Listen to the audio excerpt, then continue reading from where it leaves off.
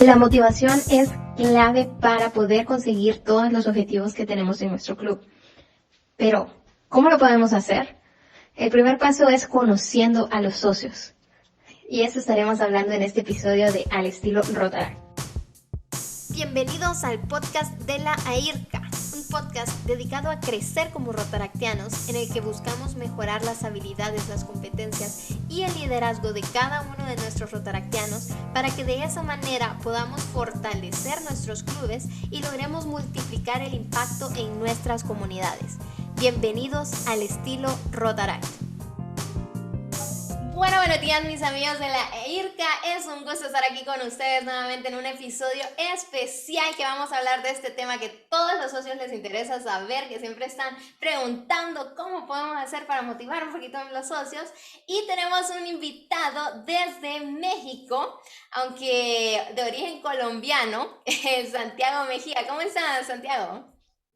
Un gusto, qué rico estar aquí contigo hoy, Nicole.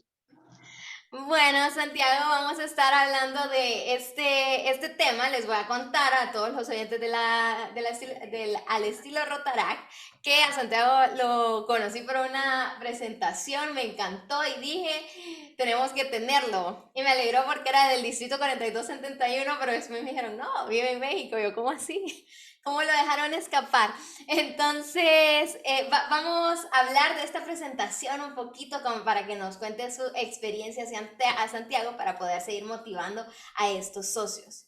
Y vos hablabas de una forma bien peculiar de lo que es la motivación e iniciar diciendo que si queremos motivar a los socios, pues tenemos que conocer realmente por qué ellos entraron a Rotary. ¿Por qué crees que este es el primer paso? Pues mira, yo creo que lo importante aquí es empezar un poquito sobre qué es la motivación. La motivación digamos que es algo que no se hace, no se crea, ni se destruye literal, es como materia, sino que se transforma literal. Digamos que la motivación tú siempre la tienes en tu interior, es parte de tu personalidad. Hay cosas que te motivan y hay cosas que, digamos, que no está alineado a tu motivación. Entonces, cuando uno está creciendo, todo nos ha tocado que cuando entramos en Interact, cuando tenemos 10, 11, 12, 13 años, digamos que tenemos, digamos que unos intereses que hacemos que estemos ahí. O quizás es que nuestros papás tenían un interés de que nosotros nos socialicemos y nos metieron a Interact. Rotaract pasa exactamente igual. Nosotros entramos porque buscamos generar relaciones con los demás, generamos poner nuestro granito de arena como a generar impacto, buscamos, digamos que un desocupe para nuestras fines de semana, quién sabe, hasta algunos estamos aquí nada más por las fiestas, hasta eso es posible. Entonces, siempre cuando alguien toma una acción para pertenecer a un grupo o una asociación o lo que sea, tiene una motivación que lo mueve. Entonces, ¿cómo vamos a empezar a trabajar hacia la loca sin saber lo que motiva a nuestros socios? Si hacemos de esa manera, pues las acciones que vamos a hacer es lo que nos motiva a nosotros. Por ejemplo, si yo soy una persona que estoy en Rotaract para ganar dinero, quién sabe, eso puede suceder en algún lugar, yo voy a hacer acciones para que los demás perciban que pueden ganar dinero en Rotaract. Pero, ¿qué pasa si la otra persona no les importa la plata y están aquí por el impacto social? Todas las acciones que estás haciendo van a quedar en vano porque no están alineadas a su motivación. Entonces puedes hacer miles de cosas. Puedes hacer, por ejemplo, que consigan nuevos amigos, pero no les interesan hacer amigos. Están aquí por los proyectos. Entonces, digamos que es esfuerzo perdido hacer acciones así si no escuchas, si no entiendes, si no reconoces lo que motiva a la persona, ¿cierto? Y esos momentos cuando vemos, están desmotivados, no es que perdieron la motivación, sino que las acciones que estás generando no están alineadas a su motivación. Sí, sí, y es un poquito de conocer realmente a los socios para poder, bueno, como acercarnos a ellos, pues, porque yo siempre digo, no hay rotaractiano perfecto, cada quien entra como por sus distintas razones, y si nosotros queremos que todos sean igual a nosotros y que se motiven igual a nosotros y que actúen igual a nosotros, uno, qué aburrido va a ser ese club. Y dos, también vamos a fallar mucho como en perspectiva porque todos vamos a estar como encarcelados a la misma visión y no vamos a estar viendo como no, pero hay una otra forma de hacer esto distinto y no nos vamos a complementar tan bien si todos somos absolutamente iguales. Y el problema que tenemos muchas veces es que nosotros queremos motivar a la gente como nosotros nos motivamos. Si nosotros nos motivamos haciendo más proyectos, es como que no, empezamos a hacer más proyectos y las personas quizás entraron para desarrollar y hacer esas como habilidades, pues. Totalmente de acuerdo. Y yo considero que Rotaract tiene una cosa muy peculiar que hay que aprovechar mucho. Y es que a diferencia de ISEC, a diferencia de los Scouts que tienen objetivos tan finamente ya construidos que no te puede, solo hay un margen de flexibilidad en la que puedes jugar. Rotaract tiene cierto pilares de impacto, pero digamos que deja una flexibilidad a través de que nos importa mucho la construcción de liderazgo, nos importa mucho la construcción de amistades y nos gusta generar servicio. Esos tres pilares tan amplios nos dejan permitir trabajar o amistad, capacitación y desarrollo profesional o también servicio a la comunidad. Entonces, yo creo que muchas veces los presidentes quedan muy como obsesionados con un punto de vista. Tengo que hacer muchos proyectos y de malas si alguien no lo quiere hacer, lo vamos a hacer, pero no genera proyectos que son más hacia el interior del club.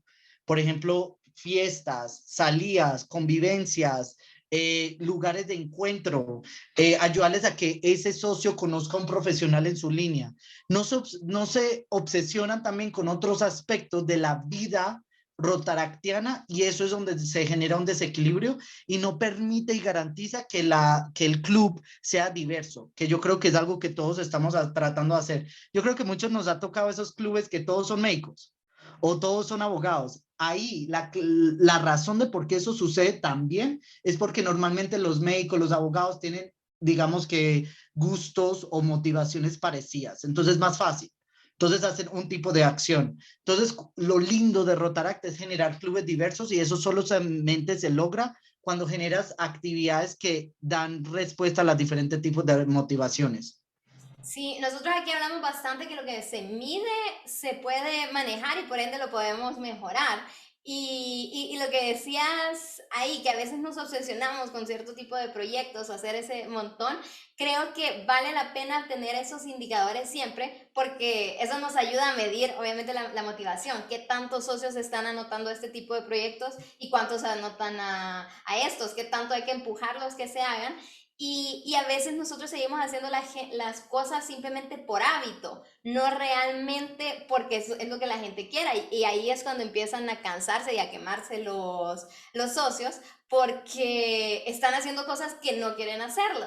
Y a veces esto afecta porque queremos proyectar que nuestro club es así y no nos preocupamos realmente por nuestra cultura, por nuestra esencia y por sacar lo mejor de los socios. Y esta es, por lo menos personalmente, que creo la forma más sostenible de hacer un club de impacto, conectando realmente con las motivaciones de los socios. Y bueno, vos hablaste de algo que sí nunca lo había escuchado a nivel de un club y me llamó mucho la atención, a ver si nos puedes explicar esto de cómo aplicas la pirámide de Maslow en el Club Rotaract. Ah, bueno, sí. Pues para los que conocemos a Abraham Maslow, es un psicólogo humanista bastante importante a nivel de Freud para los humanistas. Ya es una teoría que ya está un poquito recogida, pero digamos que ayuda mucho de una manera muy sencilla a explicar las necesidades de las personas, ¿cierto? Entonces, la teoría es muy interesante porque dice que hay una pirámide y tú tienes que resolver ciertas necesidades antes de ir al siguiente escalón y pensar en resolver otras.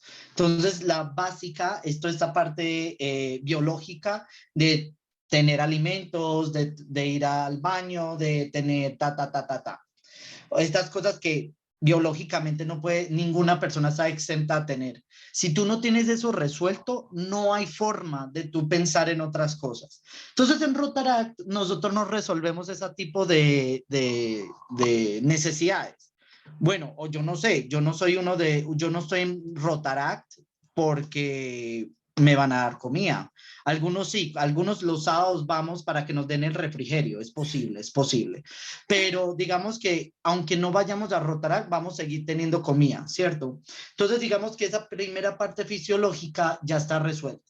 Si vamos a la siguiente, es más desde la seguridad, una seguridad física, que podamos tener empleo, que podamos tener familia, que podemos tener salud. Rotaract a veces puede cumplir con eso. Hay clubes que sí generan, digamos que este sentido de familia. Yo recuerdo muy bien un club en particular colombiano que es Rotaract Itagüí, que ellos, digamos que eran como 30 personas. Era una locura. Y aparte tenían un lugar físico de encuentro y yo creo que ahí generaron una familia que era tan como conectada que eso le dio seguridad a muchos socios. Entonces, eso es un ejemplo de lo que Rotaract puede ofrecer desde ahí. Entonces, si tú resuelves eso, puedes ir a otras, por ejemplo, sociales, de reconocimiento, de autorrealización, que ahí Ashoka, Rotaract brilla mucho, en donde es, por ejemplo, la amistad, el afecto, la intimidad, en algunos casos, uno nunca sabe, de hecho, varios hemos tenido parejas rotaractianas, éxito, o sea, por ejemplo, tener el éxito y el reconocimiento es interesante porque muchas veces nosotros lo vemos, la gente que queremos ser presidentes, que algunos quieren ser RDRs, etcétera, están buscando ese reconocimiento y no está mal. O sea, es perfectamente normal que las personas quieren ser líderes, quieren tener la capacidad de control sobre grupos de trabajo, etcétera. Esos son niveles altos que solamente, según Maslow, solamente se puede resolver cuando tienes todo lo de debajo. Hasta llegar a la autorrealización, que en algunas personas, las personas que tienen carreras en Rotary, de 30, 40, 50 años se sienten autorrealizados a través del servicio que están haciendo. Entonces, reconocer dónde están los socios, y esto es muy importante y quiero rescatar algo muy importante. Lo que yo dije al principio, tú no puedes pensar en cosas de alto nivel si no tienes cosas resueltas a bajo nivel. Cuando un socio pierde el empleo, digamos que no podemos exigir el compromiso que normalmente ese socio tiene. Si termina una relación de afecto, no podemos pedirle cierto tipo de capacidades. Y no tiene que ver que están desmotivados, sino que su motivación quedó alterada o lo que sus sucesos, digamos, de vivencias lo tienen en este momento. Entonces aquí es una cuestión de que los presidentes, los líderes de comunidad, de membresía, lo que sea, escuchen a los socios de que, oye, acabé de terminar con mi novia, ay, pero no estás comprometido con el club. ¿Qué? O sea, incoherencia. Hay que permitir que los socios vivan esa experiencia de la mejor manera. Yo hago este ejemplo muchísimo de usen el porcentaje. Digamos que hay veces que el socio te puede dar un 100% y hay socios que sí hacemos eso. Pero hay socios que en algún momento de su vida solo puede dar el 50%. Pues si solamente te puede dar el 50%, pues aprovecha ese 50%. ¿Cómo? Yo en ese 50% puedo hacer esto, pero no exija más que el 50%, porque lo quemas, porque la motivación no está ahí. Si el otro 50% está en su casa, está en su trabajo, hay que respetar eso, hay que entender que las motivaciones están repartidas en diferentes prioridades. Entonces ahí como que quiero resaltar un poquito esto de Maslow desde ahí, desde que hay que empiezan a chocar ciertas necesidades. Tengo como demasiados comentarios ahorita, no sé ni por dónde iniciar. Me encantó ese ejemplo que decís, como que hay que conocer realmente a los socios para saber qué tanto les podemos exigir. Porque si no, con lo del ejemplo que decís de perdí mi empleo, perdí mi novia, estoy mal económicamente, todo eso de seguridad, si nosotros realmente no conocemos las necesidades de los socios y no nos preocupamos por ellos, eso podría indicar como que no somos un equipo tan unido, por así decirlo, y los socios se van a sentir como medio usados, como diciendo, ay no, cuando yo estaba bien, perfecto, o sea, todos se acercaban, pero ahorita que sí, estoy desmotivado y me están exigiendo que haga esto cuando no puedo, entonces los socios no se van a sentir cómodos y nosotros tenemos que entender que realmente nosotros estamos acá porque somos amigos o, bueno, podemos llegar a ser muy buenos amigos en el club y eso entra desde comprender a los socios que nos pueden dar. Y lo otro que decís de ver qué tanto nos pueden dar, si nos pueden dar el 50%, el 10%, el 100%, creo que también es clave porque ¿qué pasa si a nosotros alguien no sabemos que está mal y que ya nos dejaron claro, yo puedo dar el 30%, pero cuando se presenta le empezamos a exigir, no, pero hace esto más, hace esto más, hace eso más, ¿qué va a pasar con ese socio? Se va a hacer para atrás porque si doy un poquito me estás exigiendo demasiado que no puedo dar, prefiero no dar nada. Y es algo que pasa bastante. Totalmente de acuerdo, sí. Ujú. Sí, bueno, y otra cosa que nosotros hemos estado hablando este mes de lo que es la cultura, cómo podemos hacer una cultura de impacto que la gente quiera estar realmente compartiendo. Y hablamos de algo que son los valores. Nosotros dijimos que los valores es lo que lleva a la gente a actuar. Si nosotros no estamos como bien definidos de qué es lo que queremos lograr y qué es lo más importante y cuáles son las prioridades del club, no vamos a tener como tan clara la esencia. Y es algo que también mencionas vos, que hay que conocer cuáles son las cosas negociables e innegociables. E inicias justo con los valores, que es uno de nuestros temas de moda ahorita en el estilo Rotaract. ¿Vos cuál es tu opinión de hacer una cultura basada en valores?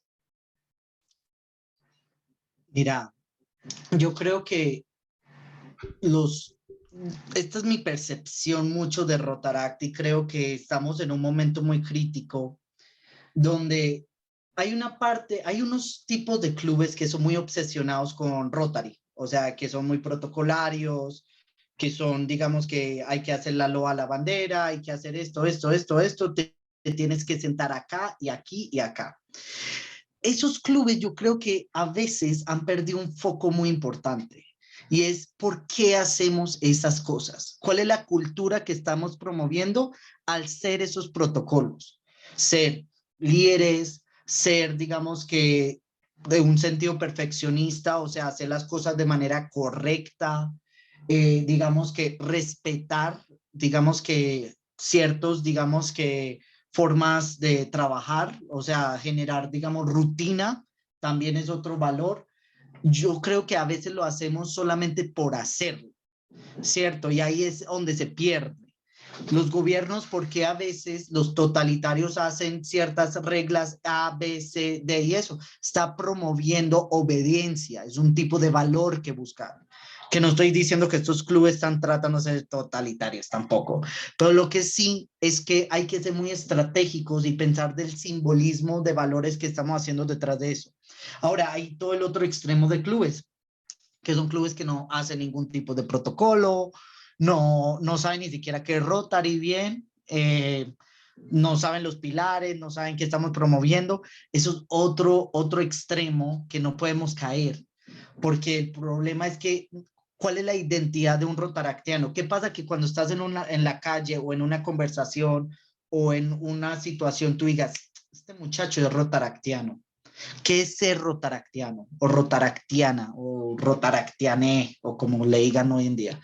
Es ser cumplido, es ser una persona que muestra respeto, es una persona que da servicio sin pedir nada a cambio, es una persona que escucha, es una persona empática, es una persona que puede trabajar en equipo, es una persona creativa. ¿Qué estamos promoviendo? O sea, si para mí yo creo que nosotros en Rotaract tenemos que evaluar de nuevo cuáles son nuestros valores innegociables que tienen que tener los socios que entran. Porque ¿qué pasa si alguien, por ejemplo, es rotaractiano y empieza a robar o yo no sé qué tan? No nos pueden afiliar a personas que no siguen nuestros valores, porque eso es lo que nos respalda como organización. Es la forma que podemos llegar a trabajar con comunidades y que sintamos que estamos respaldados y que ellos sientan un respaldo de credibilidad de nuestra parte. Entonces ahí yo creo que eso se ha perdido, el sentido, que pensemos en el sentido de por qué hacemos los diferentes protocolos o por qué no hacemos los protocolos y si hay que recuperar un poco eso para generar una cultura. Ajá. Con eso decís que nos centramos demasiado en los protocolos. Yo siempre he dicho, si nosotros nos obsesionamos con el reglamento y tenemos un reglamento de 50 páginas en nuestro club, porque si te hace esto va a pasar esto y esto y esto, eso quiere decir que quizás no hay una cultura tan fuerte y que la gente está actuando por el reglamento, no tanto por esa motivación intrínseca. Y el otro extremo que vos decís, que si no está, que no hay nada y que cada año se está reinventando, pues vamos a perder también un montón de gente porque no vamos a saber lo que significa, pues no vamos a saber la esencia. Y nosotros queremos basar una cultura de valores porque si nosotros conocemos cuáles son las cosas prioritarias del club, vamos a poder saber cómo actuar en ciertas circunstancias y la gente se empodera más porque dicen, vos podés hacer esto porque sabes lo que representa el club, no tenés que estar preguntándole al presidente, junta directiva ni nada, o sea, vos te empoderás porque es la cultura que tenemos y sabes lo que estás haciendo para el club. Y también es que atrae a la gente indicada y la gente que no es ideal para nuestro club también es más fácil para nosotros decirle como, no, puedes tener más éxito en otra parte, porque no todo club va a ser para todas las personas y eso es lo bello que hay tanta Exacto. variedad en Rotaract, porque si nuestro club valora más lo que es el compañerismo y alguien que es resultado, resultado, resultado, y a mí me gusta trabajar solo, pero yo quiero sacar esos proyectos y quiero hacer este impacto, no quiere decir que ninguno de los dos está mal, pero simplemente esta persona pueda que no quiera, no vaya a tener tanto éxito en este lugar porque va a chocar con la cultura que se tiene. Sí, pero ahí sí tengo como una anotación. Y es que hay dos tipos de valores. Hay valores y características que buscamos en un socio que debería ser para transversal a cualquier rotaractiano del mundo, igual que un rotario, un interactiano, etcétera, porque el compañerismo es parte de nuestro lema como Rotary, ¿cierto? La construcción de amistades, digamos que el servicio, una persona que no cree en impacto social, yo no sé qué está haciendo acá. O sea, una persona que no que debería ayudarle a los demás, yo no sé qué pinta acá en Rotaract, es mi opinión y lo va mucho en las creencias del Rotary. Pero lo que tú sí dices es correcto, de que sí hay otras características que nos da personalidad a nuestros socios de nuestros clubes. Entonces, si son socios que son un poquito más reservados, quizás introvertidos, hay que buscar lo mejor para ellos y ver si este es el club para ellos. ¿O será que todos son extrovertidos y no hay cabida y va a haber choque? Hay que saber cuándo recomendar un prospecto o alguien a otro club quizás, ¿cierto? Y no pasa nada, no hay que mantener, no hay que recoleccionar socios como si fueran Pokémones. O sea, lo que tenemos que hacer es pensar qué es lo mejor para ese ser humano, crecer como líder y crecer como ser humano acá y que se sienta a gusto, ¿sí? Sí. Eso no significa que hay unos socios que son no tan alineados a los clubes, pero que sí vemos que, o sea, esto es una cosa muy importante, y es que hay una zona de confort, ¿cierto? Que podemos trabajar, pero hay una zona de fuera del confort que sí podemos trabajar. Si es una persona introvertida y el club es muy extrovertido y eso, pero la persona tiene la motivación de abrirse y trabajar con los demás, o hay una cosa, ahí sí hay un trabajo que muy interesante que se puede hacer. Entonces, si es un socio que le cae mal todos porque no puedo con esto y eso, no hay razón meterlo a una cultura quizás no le va a ayudar a crecer. Correcto. Y quizás el ejemplo de la introversión sea como complicado porque ahí volvemos a cómo conocemos a la gente. Y si nosotros sabemos, no, esta es una persona introvertida, no le gusta estar haciendo que todos estamos hablando y todos tiramos ideas, sino que le gusta pensarlo un poquito más, nosotros podemos adaptar estrategias y no está chocando con la cultura, simplemente vamos a ponerlo en un lugar que esa persona pueda como tener éxito para expresarse. Cuando son un fit de un problema cultural, diría yo, vaya, si nosotros valoramos bastante como el trabajo en equipo y alguien solo trabaja solo, entonces ahí como que no se va a sentir nunca tan cómodo, digamos. Entonces es de ver porque nuestras prioridades también van a decir bastante de cómo nosotros actuamos y qué es lo que vamos a recompensar, que es una forma que nosotros decimos cómo podemos diseñar esa cultura basada en valores. Sí, un ejemplo, hace poco me estoy leyendo un libro increíble que se llama Mapa Cultural y tiene una tesis interesante de las diferencias de trabajar con personas en otros países, cómo generar negocios y todo lo demás. Cuando uno genera un nuevo socio que es de otro país, y eso pasa mucho, como que queremos a través de servicio internacional escuchamos que hay un socio que va a venir de otra manera, que yo no sé qué, que va a entrar.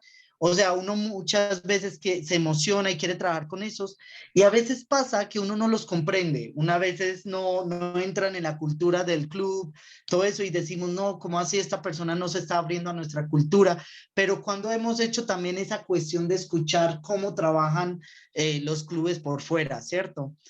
Un ejemplo que nos ponen el libro pone muy lindo, es que nosotros, los latinos y los anglosajones, hablamos mucho, hablamos muchísimo. Pues aquí me ven que yo hablo, un colombiano habla más que la mayoría de personas, pero las personas asiáticas, por respeto, hablan muy poco. No es que son introvertidos, es por respeto. Entonces, muchas veces creemos que las personas que hablan poco es que son tímidas, no quieren hablar, son mala gente, yo no sé qué. Eso es un estereotipo que se genera, pero nunca escuchamos la razón de por qué las personas son X, Y o Z. Entonces, ahí siempre vuelvo a lo mismo y yo creo que eso se va a llamar este episodio, escuchar al socio. O sea, escuchar a esa persona, conocer su historia. ¿Cuántos conocemos las historias de nuestros socios? Muy pocos, la verdad. No las sabemos por las fiestas, pero cuando nos hemos sentado a saber cuál es ese punto crítico donde dijo, yo quiero generar impacto social. Este es el momento donde yo dije que tengo que hacer una diferencia. Este es el momento que yo me volví más tímido a las personas porque X o Y situación me pasó o porque yo me siento cómodo haciendo esto. ¿Cuándo escuchamos eso? Jamás.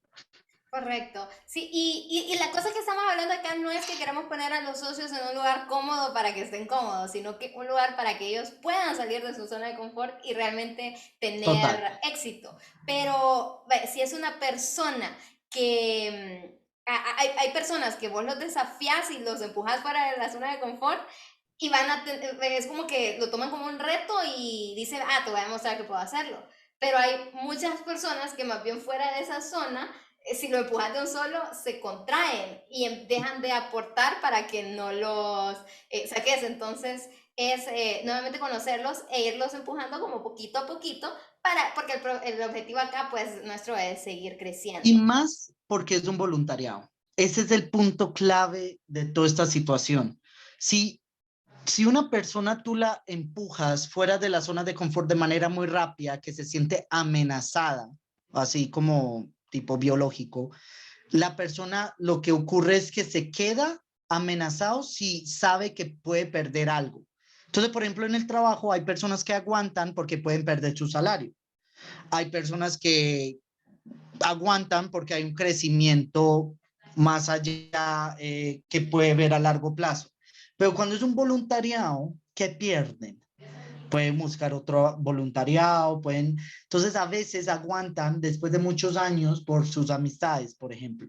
Pero si es un socio nuevo que no tiene todavía lazos de amistad tan construidas, ¿qué tiene para perder si se sale? Por eso enrolar a nuevos socios es tan complicado porque es un voluntariado. Entonces hay que manejar muy bien esas zonas de confort, ni mucho ni poquito. Sí, sí, y realmente tienen demasiado que perder, pero no lo conocen todavía. Entonces ellos no saben todas las oportunidades que se pierden. Acá otra cosa que hablas muy importante es que tienen que conocer y creer en la labor de la organización. Ujú. O sea, esto yo creo que es uno de los puntos que creo que se obvian. Y por eso yo soy muy creyente de que todos los clubes necesitamos un psicólogo organizacional que estén. Porque hay una parte que todas las empresas grandes se acostumbran a hacer, es el onboarding. Es esos primeros momentos cuando una persona entra a una organización y ese punto es el más clave de todos porque generas expectativas claras. O sea, lo que dijiste, la persona no sabe lo que se va a perder. No debería hacer eso. Debería ser que la persona sí sabe lo que va a perder y ya evaluó y si está o no está. Si la persona se va y nunca supo lo que se va a perder, es que no le hicieron una buena capacitación inicial. Y ahí está la clave de por qué a veces los socios pierden. Por ejemplo, en la pandemia eso es muy complicado, porque muchas veces no explicamos todo lo que ofrece Rotary, porque muchas de las cosas que ofrece Rotary no la podemos acceder porque estamos virtual. Por ejemplo, esto de la agencia, creo que uno de los puntos más claves es las reuniones entre diferentes distritos. Digamos que las conexiones que generamos, los networking, en este momento no hay forma de mostrar eso, no hay forma. Entonces los socios es más difícil enrolarlo, pero si yo hago una buena capacitación inicial y les explico muy bien estos beneficios y todo lo demás, este onboarding se hace muy bueno donde muestramos los valores, las expectativas, las metas, en qué te mete, qué esperamos de ti. Ahí es una mejor negociación de que quiero estar acá o no quiero estar acá. Y a mí no me quita el sueño si una persona al principio dice, listo, ya escuché todo lo que ofrecen, todo lo que esperan de mí, este no es para mí. Yo estoy feliz de esa persona porque siento que se ahorró un mal viaje, quizás, y nosotros también podemos estar ya tranquilos que no está en el perfil, no pasa absolutamente nada. No la hace una mala persona, no, al revés, qué claridad tiene que tener una persona, me encanta. O sea, esto de generar los valores y mostrarlo a las personas, creo que es algo que tenemos que siempre reforzar desde un inicio. Sí, de las mejores organizaciones a nivel de cultura, pero de trabajo, ellos casi todos te dicen un consejo, que tenés que reclutar lento y despedir rápido. O sea, tenés que tomarte el tiempo para ver si este es el lugar que Santiago puede tener éxito y hacer varias entrevistas para antes contratarlo, porque así disminuye la oportunidad de que digan no vas a hacer un fit cultural y te tenemos que correr. Pero muchas empresas hacen como, ay, bueno, vemos tu perfil, querés entrar, dale, te dejamos entrar, y después cuando vemos que no estás haciendo un fit y que estás afectando la cultura y todo, más bien se tardan en despedir para ver si podés cambiar. Entonces, si hacemos un buen reclutamiento desde un inicio y les decimos, estos son los valores que no son innegociables, así tenés que actuar, esto es todo lo que puedes recibir, creo que va a ser menos probable que perdamos el socio. Y también conocer por qué ellos quieren entrar, qué es lo que quieren ganar de Rotary, cuál es su motivación. Porque así ambas, es como este de ganar, que le dicen, pues estamos buscando lo mejor para ambas partes y no simplemente atraer socios por atraer socios. Y creo que ahí empiezas a tocar un tema muy interesante, es cómo estamos haciendo el reclutamiento. Cortamos esta conversación acá porque nos extendimos hablando de este tema tan interesante, pero la siguiente semana vamos a publicar el resto de la entrevista con Santiago, donde hablamos de temas como cuáles son las cosas que nos distingue y nos diferencia como Rotaract, cuándo tenemos que darles breaks a los socios para no quemarlos, y muy interesante, cuando se van, cómo lo hacen. Así que no te pierdas la próxima semana el resto de esta entrevista en Al Estilo Rotaract.